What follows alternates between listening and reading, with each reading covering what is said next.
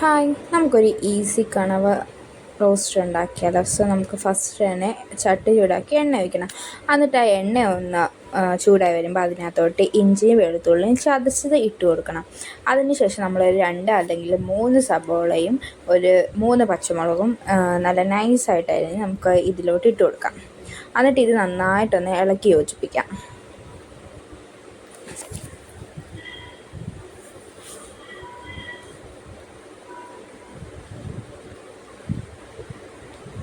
എന്നിട്ട് നമുക്ക് വരണ്ട് വരാൻ വേണ്ടി ഇതിനകത്തോട്ട് കുറച്ച് ഉപ്പും കൂടി ഇട്ട് കൊടുക്കാം. ഇനി കുറച്ച് സമയം നമുക്കിതൊന്ന് മൂടി വെച്ച് വേവിക്കണം ഉപ്പിട്ടിട്ട്. അപ്പം ഓവറായിട്ട് വരണ്ട് പോകരുത്, നമുക്ക് വെയിറ്റ് ചെയ്യാം കുറച്ച് നേരം.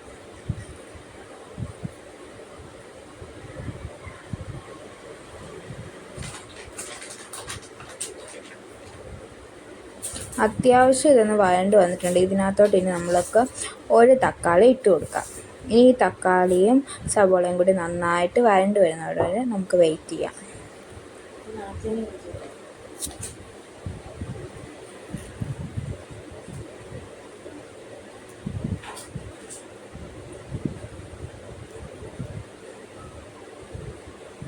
എന്നിട്ട് ഈ തക്കാളിയും സബോളയും വഴണ്ട് വന്നതിന് ശേഷം നമുക്ക് അതിനകത്തോട്ട് മുളക് പൊടി, കുരുമുളക് പൊടി, പിന്നെ കുറച്ച് ഗരം മസാല ഇത്ര ഇട്ട് നന്നായിട്ട് മിക്സ് ചെയ്യാം. എന്നിട്ട് ഇതിനകത്തോട്ട് നമുക്ക് പുളിവെള്ളം പിഴിഞ്ഞ് വയ്ക്കണം. വാളംപുളിയാണ് പിഴിഞ്ഞ് വയ്ക്കേണ്ടത്. എന്നിട്ട് ഇതെല്ലാം നന്നായിട്ട് യോജിപ്പിച്ച് ആ ഒരു പച്ചമണമൊക്കെ മാറിക്കഴിയുമ്പോൾ നമുക്കതിനകത്തോട്ട് നമ്മുടെ കണവ ഇട്ട് കൊടുക്കാം.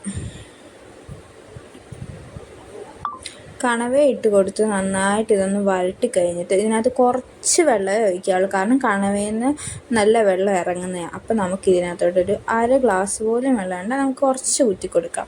എന്നിട്ട് ഇതൊന്ന് മൂടി വെക്കാം. ഇത് കണ്ടില്ലേ, ഇപ്പം നല്ല വെള്ളമൊക്കെ അത്യാവശ്യം വറ്റി വന്നിട്ടുണ്ട്.